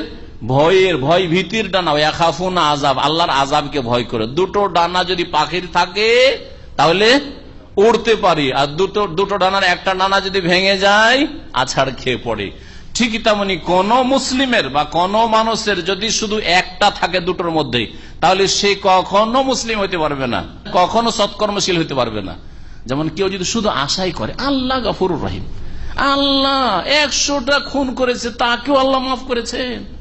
আল্লাহ যদি আবু সুফিয়ানকে মাফ করতে পারেন, হিন্দার মতো মহিলা যে রসুলের চাচার কলিজাকে চিবিয়েছে আর হার বানিয়েছে, মালা বানিয়েছে, তাকেও যদি ইসলামের তৌফিক দিয়ে আল্লাহ মাফ করতে পারেন, তো আমাকে কেন মাফ করবেন? সেই জন্য ব্যভিচার করতে আছে, সুদ খেতে আছে, হারাম খেতে আছে, শিরিক করতে আছে, পাপ করতে আছে, চলবে? তাহলে শুধু আশা আছে, ভয় নেই, আল্লাহর আযাবের ভয় নেই। একটা ডানা থাকলে আছাড় খেয়ে পড়বে, জাহান্নামে যাবে। আছাড় খেয়ে কোথায় পড়বে? জাহান্নামে পড়বে। আর একটা ডানা হচ্ছে শুধু ভয়, ভয় করা, শুধু ভয়। এত ভয় লাগে আল্লাহর আযাবকে, জাহান্নামকে এত ভয় লাগে, কবর আযাবকে এত ভয় লাগে, এত ভয় লাগে। আর আশা একেবারে নিরাশ, হতাশ, আল্লাহ পাকের রহমত থেকে একেবারে নিরাশ। আল্লাহ বলছেন লা তাকনাতু মির রাহমাতিল্লাহ, আল্লাহর রহমত থেকে নিরাশ হইও না। আমল করো, ইমান সুন্দর করো, নেক আমল করো, ফরজ ওয়াজিব আদায় করো, সুন্নত মুস্তাহাব আদায় করো, হারাম নাজায়েজ থেকে বেঁচে থাকো, আর আল্লাহর আযাবকে ভয়ও করো, আর রহমতের আশাও রাখো। তা না করে শুধু ভয় করছেন আর আল্লাহর রহমত থেকে নিরাশ হয়ে যাচ্ছে। আমার মতো পাপী তাপিকে আল্লাহ মাফ করবেন? কখনো মাফ করবেন না, মাফ হবে না। তাহলে কি করবো? আত্মহত্যা করে। হবে না? হবে না, মাফ হবে না। তাহলে আর আমল করে লাভ? নামাজ পড়ছে, নামাজ পড়ে মাফই হবে না, এত গুনাহ করেছি, মাফই হবে না, তো নামাজ পড়ে লাভ, নামাজ ছেড়ে দিই। হবে না? হবে না। তাহলে বাকি জীবনটা আর কি করব? এতদিন পাপ, সারা জীবনটা 60 বছর পাপ করলাম, আর 2-4 বছর বাঁচবো কি আর বাঁচবো না? নামাজ ধরে লাভটা কি? আর তওবা করে লাভটা কি? আল্লাহর রহমত থেকে নিরাশ হয়ে পড়ে জাহান্নামে যাবে না? যাবে না? জাহান্নামে আছাড় খেয়ে পড়বে। তো দুটো ডানা ঠিক রাখতে হবে, আল্লাহর রহমতের আশাও রাখবেন, আল্লাহ গফুরুর রহিম এটাও রাখবেন। আর আল্লাহ পাক রব্বুল আলামিন কঠোর শাস্তিদাতা, ওয়ান্না আযাবি হুয়াল আযাবুল আলীম, ইন্না বাতশা রাব্বিকা লাশাদীদ। আল্লাহর পাকড়াও বড় শক্ত, আল্লাহর আযাব বড় শক্ত। আল্লাহ আযাব দেবেন, আল্লাহর আযাবকে ভয় করে। আল্লাহ জাহান্নাম তৈরি করে রেখেছেন, কবরের জীবনে শাস্তি রয়েছে। দুটোই থাকতে হবে। আর একটি কথা এখানে বলবো, দুটি কথার একটি কথা বললাম, এটা যে মুমিনের ডানা হচ্ছে দুটি, তাহলে মুমিন হতে পারবেন। আর দ্বিতীয় যে বিষয়টি বলবো, সুফিরা, পীর ভণ্ডরা শিখায় যে আমরা আল্লাহর ইবাদত বন্দেগী করছি কিসের জন্য? আল্লাহর প্রেমে, আল্লাহর ইশকে, ইশকের জন্য করছি। অথচ ইশক হচ্ছে চরিত্রহীনদের কাজ। ইশক মানে প্রেম করা, বেয়াদবি কথা। তারপরেও ধরলাম মহব্বতি, ধরেন আল্লাহর মহব্বতে, আল্লাহর প্রেমে কি করছে তারা? বলছে আমরা ইবাদত করি, আল্লাহর ইবাদত করি কিসের জন্য? আল্লাহর প্রেমে, ওরা বলছে আল্লাহর ভয়ও না, আল্লাহর আযাবের ভয়ও না, আর আল্লাহ পাকের রহমতের জান্নাতের আশা নিয়ে না। এই জন্য তো রাবিয়া বসরি কিনেছে এক হাতে আগুন আর আর এক হাতে পানি, ভণ্ডামি। এক হাতে আগুন আর এক হাতে পানি, এই হচ্ছে ভণ্ডামি। কথা বুঝলেন না কি? আর লোকেরা জিজ্ঞাসা করছে কি ব্যাপার, আপনি পানি আর আগুন নিয়ে কোথায় যাচ্ছেন? বলছে আমি যাচ্ছি, আমি আজকে যারা জান্নাতের আশায় ইবাদত বন্দি করে নামাজ রোজা করে, তাদের জান্নাতকে আমার এই আগুন দিয়ে কি করব, পুড়িয়ে ছারখার করে দেব। আর যারা জাহান্নামের ভয়ে কি করে, আল্লাহর ইবাদত করে নামাজ রোজা করে, ওই জাহান্নামকে এক লোটা পানি দিয়ে নেমিয়ে দেব। নাউযুবিল্লাহ। এই কিচ্ছা যখন আমাদের দেশের বক্তারা বয়ান করে, মাশাআল্লাহ কত সুন্দর বক্তা, ওলিয়া ওলিয়া রাবিয়া বসরি আল্লাহর এত বড় ওলি ছিলেন, কিন্তু এটা যে ইসলাম বিরোধী কথা, কুফরি কথা, কোরআনের আয়াত বিরোধী কথা। ইয়ারজুনা রাহমাতাহু ওয়া ইয়াখাফুনা আযাবা। ইবাদত বন্দেগী কেন করবেন? রহমতের আশায়, আর ইয়াখাফুনা আযাবা, আর আযাবের ভয়ে। কোরআন তো বলছে, আম্বিয়া রাসূলগণ সম্পর্কে আল্লাহ বলছেন ইউসারিউনা ফিল খায়রাত ওয়া ইয়াদউনানা রাগাবান ওয়া রাহবা। আল্লাহ বলছেন নবী রাসূলগণ আমাকে ডাকে কিসের জন্য? রাগাবান, আল্লাহর রহমতের আগ্রহী আশাবাদী হয়ে, ও রাহাবান, আল্লাহর আযাবের ভয় ভীতিতে। দুটোই থাকতে হবে। ইসলাম শিখাচ্ছে কিছু, আর পীর মুরিদি শিখাচ্ছে আর কিছু। তারপরেও পীর মুরিদি হচ্ছে হক, আর হক্কানি পীর আর ইসলাম। আল্লাহ পাক যেন বুঝার তৌফিক দান করেন। তওবা করেন পীর মুরিদি থেকে, আর আল্লাহ পাকের কাছে দোয়া করেন আল্লাহ পাক পীর মুরিদির খপ্পর থেকে ভারত উপমহাদেশকে, বাংলাদেশকে, পাকিস্তানকে আল্লাহ পাক বাঁচাক। আর মুসলিম দেশ যেসব দেশে সুফিজম গ্রাস করে শিরক কুফরিতে লিপ্ত করেছে, কবর মাজারে লিপ্ত করেছে, আর বাতিল ইসলামের নয় বাতিল ধর্ম পালন করছে, আল্লাহ পাক তাদেরকে হেদায়েত দান করেন।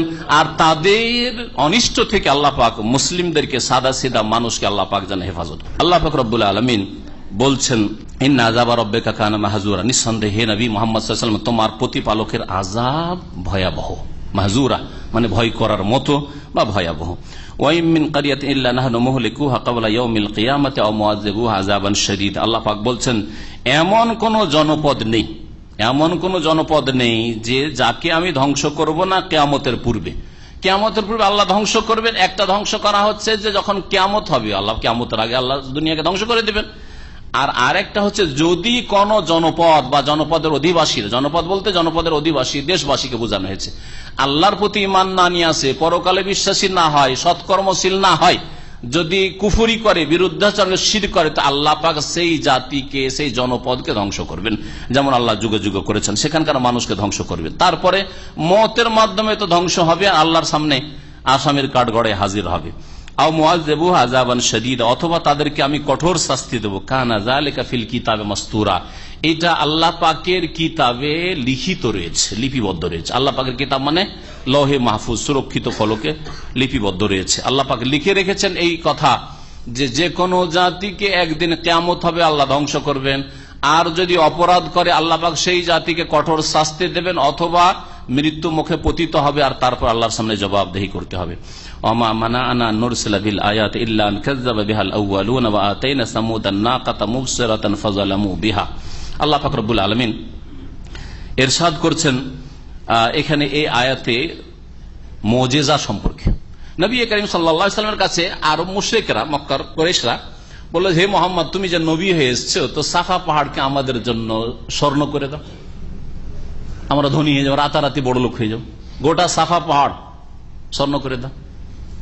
আর বলল যে হে নবী মুহাম্মদ সাল্লাল্লাহু আলাইহি ওয়াসাল্লাম তুমি যদি নবী হয়েছো তো এক কাজ কর, না হয় আর একটা মুজিজা দাও আমাদেরকে, যে মক্কা চারিদিকে পাহাড়ে ঘেরা, আর এই পাহাড়ের কারণে, পাথরের কারণে আমাদের কোনো ফসল, কোনো কিছু আমরা জন্মাতে পারছি না। ওই তায়েফ থেকে দু চারটা ফলমূল আসলে খেতে পাবো, আর না হলে সামদেশ থেকে কিছু আসবে তাহলে খেতে পাবো। এখানে কোনো ফসল জন্মায় না, কোনো বাগান হয় না। তো এক কাজ করো, সমস্ত পাহাড়গুলিকে তোমার ক্ষমতা দিয়ে তুমি সরিয়ে দাও তো দেখি। তোমার আল্লাহ যে আছে, আর পরকাল আছে, আর তুমি যে ইসলাম সত্য দিন নিয়ে এসছো, তো তুমি করে দাও তো। আল্লাহ পাক করতে পারবেন না? পারতেন না?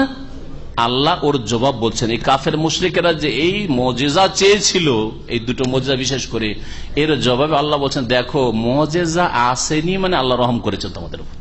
কারণ আল্লাহ পাকের নীতিমালা হচ্ছে মুজিজা অলৌকিকত্ব যদি কোন নবীর সাথে পাঠিয়ে দেন আর তারপরে ওই জাতি যদি তারপরেও অবাধ্য হয় না মানে, তাহলে আর কল্যাণ নেই। ওই জাতিকে অবশ্যই ধ্বংস করবেন, ঢালাহারে আল্লাহ ধ্বংস করবেন। আর এই কোরাইশদেরকে, আরব মুশরিকদেরকে আল্লাহ ঢালাহারে ধ্বংস করতে চান না, সেই জন্য সাফাকে স্বর্ণে পরিণত করলেন না, আর এই পাহাড়গুলিকে সরিয়ে দিয়ে এই সব ফসলের জমি বানিয়ে দিলেন না। না হলে তোমাদেরকে ওইভাবে ধ্বংস করতেন। তোমাদের কুফরির কারণে মুজিজা আসার পরে যদি কুফরি করতে, যেমন ভাবে সামুদ সম্প্রদায় আল্লাহ ধ্বংস। সামুদ সম্প্রদায় কি করেছিল? বলে, হে সালেহ, তুমি যদি নবী হয়েছো তো পাথরের পাহাড়ের মধ্য থেকে একটা উট এনে দাও তো। আর এমন উট নিয়ে এনে দাও যে উট নিয়ে একেবারে 10 মাসের পেটে বাচ্চা ওয়ালি হইতে পারে, আর তারপরে তাড়াতাড়ি করে বাচ্চা ভূমিষ্ঠ হবে, তারপর আমরা দুধ খেতে পাবো। এইরকম একটা উট নিয়ে দাও তো।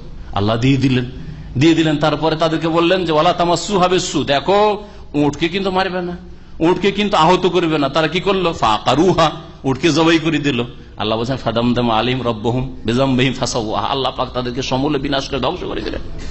বিকট শব্দের আযাব দিয়ে আল্লাহ পাক তাদেরকে ধ্বংস করে দিলেন। আল্লাহ পাক ও কথা বলছেন যে হে আরব মুশরিকরা, কুরাইশরা, তোমাদের জন্য এইরকম মুজিজা আল্লাহ দেননি, এতেই রহস্য হিকমত রয়েছে, এতে তোমাদের কল্যাণ রয়েছে।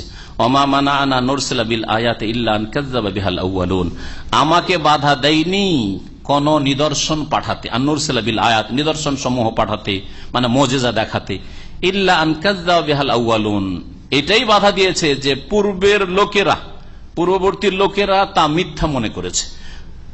আর মুজিজা আসার পরেও মানেনি, মুজিজাও মানেনি, আর মুজিজা যে নবীর কাছে এসে তাকেও মানেনি। আর ওই রকম উদাহরণস্বরূপ শোনো, আতাইনা সামুদান নাকা, সামুদ সম্প্রদায়কে আমি উষ্ট্রি দিয়েছিলাম, মুবসিরাতান, চাক্ষুষ, চোখের সামনে দেখতে পাচ্ছে যে পাহাড়ের ভেতর থেকে একটা উষ্ট্রি আওয়াজ করতে করতে বেরিয়ে চলে আসলো। ফাজালামু বিহা, কিন্তু সেই উষ্ট্রির উপর তারা জুলুম করেছিল, বাড়াবাড়ি করেছিল। ওমা নুরসিলু বিল আয়াতি ইল্লা তাখফীফা, আর আমি যে নিদর্শন সমূহ পাঠাই, মুজিজা পাঠাই, সেটা ভীতি প্রদর্শনের উদ্দেশ্যে। আল্লাহ পাক বলছেন ওয়াইদ কুলনা লাকা ইন্না রাব্বাকা আহাতা বিন নাস, স্মরণ করো হে নবী, তোমাকে যখন বলেছিলাম যে তোমার প্রতিপালক মানব জাতিকে ঘিরে রয়েছেন। আল্লাহ পাকের পরিবেষ্টনে মানুষ রয়েছে, মানুষ আল্লাহর ক্ষমতার বাইরে যেতে পারে না। তারপর আল্লাহ পাক কত ধৈর্যশীল, আল্লাহ পাক অপরাধীকে শাস্তি দেন না তড়িৎ। ওমা জাআলনা রুয়াল্লাতী আরাইনাকা ইল্লা ফিতনাতাল লিন-নাস ওয়াশ শাজারাতাল মালউনাতা ফিল কুরআন ওয়া নুখাউফিফুহুম ফামা ইয়াজিদুহুম ইল্লা তুগয়ানান কাবীরা। আল্লাহ পাক রব্বুল আলামিন এখানে বলছেন যে নবী করিম সাল্লাল্লাহু আলাইহি সাল্লামকে যে দৃশ্য দেখিয়েছিলেন, গায়বের দৃশ্য মেরাজে, এটা মানুষের জন্য পরীক্ষা ছিল।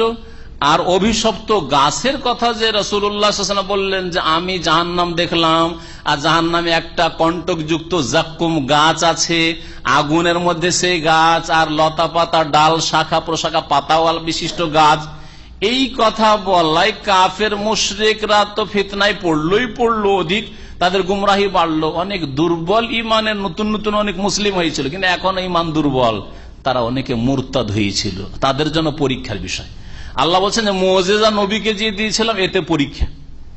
আর মুজিজাতে যে অনেক কিছু নবীকে দেখানো হইল, বাইতুল মুকাদ্দাস গেলেন, আবার 7 আসমানের উপরে গেলেন, অনেক কিছু দেখেন, এগুলি কথা যখন বয়ান করলেন অনেকের জন্য ফিতনার কারণ হয়ে গেল, তারা ইমান বিমুখ, ইসলাম বিমুখ হয়েছিল।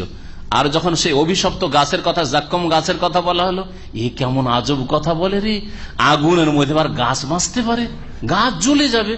আবার বলছে যে পাতা আছে, ডাল আছে, এইরকম গাছ আবার জাহান্নামের মধ্যে আছে, এই কোন কথা, পাগলের কথা না? এইভাবে তারা রাসূলুল্লাহ সাল্লাল্লাহু আলাইহি ওয়াসাল্লামকে অস্বীকার করেছিল। আল্লাহ পাক বলছেন যে হে নবী শোনো, ওমা জাআলনা রুয়াল্লাতী আরাইনাক, সেই দৃশ্য যা তোমাকে আমি দেখিয়েছিলাম সেটাকে কি করেছিলাম? ইল্লা ফিতনাতাল লিন-নাস, আমি সেটাকে মানুষের পরীক্ষা ছাড়া আর কিছু করিনি, মানুষকে এর মাধ্যমে পরীক্ষা করেছিলাম। ওয়াশ শাজারাতাল মালউনাতা ফিল কুরআন, আর অভিশপ্ত গাছ যে কোরআনে কারীমে উল্লেখ করা হয়েছে, কোরআনে কারীমে অন্য সূরাতে, সূরা সাফফাতে রয়েছে ইন্না শাজারাতাজ যাক্কুম, এই যাক্কুম গাছের কথা। আর এই যাক্কুম জাহান্নামের মধ্যে রয়েছে। আর সেই গাছ কান্নাহা রউসুশ শায়াতিন, আর সেই গাছের ওপর ভাগটা হচ্ছে শয়তানের মাথার মতো, রউসুশ শায়াতিন, শয়তানের মাথার মতো। এগুলি কথা কেমন বোধগম্য, আরে কেমন কথা বলে, এতে অনেকে গুমরাহ হয়েছে। কুফরিতে লিপ্ত হয়েছে। এই সম্পর্কে আল্লাহ বলছেন এগুলিকে আমি পরীক্ষার কারণ তাদের জন্য করেছিলাম। আর আল্লাহ পাক এইরকম গায়েব অদৃশ্যের কথা বলে, যা মানুষ বুঝতেও পারে না আর মানুষ চোখে দেখতেও সক্ষম নয়, বলে পরীক্ষা করেন যে বিশ্বাস করছে না করছে না। আমি আল্লাহ বলছি আমি এগুলি করতে পারি আর করেছি, রেখেছি। জাহান্নামের আগুনের ভিতরে গাছ আছে, একেবারে পাতা বিশিষ্ট গাছ, তাজা গাছ, শুকনো গাছ নয়। আমার কথা বিশ্বাস না করে কুফরিতে লিপ্ত হয়েছে, মুরতাদ হয়েছে। আল্লাহ বলছেন আর মানুষকে আমি ভয় দেখিয়ে থাকি, ফামা ইয়াজিদুহুম ইল্লা তুগয়ানান কাবীরা, কিন্তু আমার ভীতি প্রদর্শন তাদের চরম বাড়াবাড়িকে বৃদ্ধি করল। এখানে আজকে শেষ করছি। আর আল্লাহ পাক রব্বুল আলামিন যেন আমাদের ভুল ভ্রান্তি মাফ করে দেন। আমাদের কথায় কাজে কোরআন কারীমের যে আলোচনা করলাম তাতে যদি ভুল আল্লাহ মাফ করে দেন। যেসব ভাইরা এখানে হাজির এসে তাদের আল্লাহ পাক মাফ করে দেন। যেসব ভাই বোনেরা অনলাইনে আমাদের আলোচনা শুনছেন আল্লাহ পাক তাদেরকে যেন মাফ করে দেন। আমাদের সকলকে আল্লাহ পাক জান্নাতুল ফিরদৌস দান করেন। সুবহান রাব্বিকা রাব্বিল ইজ্জাতি আম্মা ইয়াসিফুন ওয়া সালামুন আলাল মুরসালিন আলহামদুলিল্লাহি রাব্বিল আলামিন।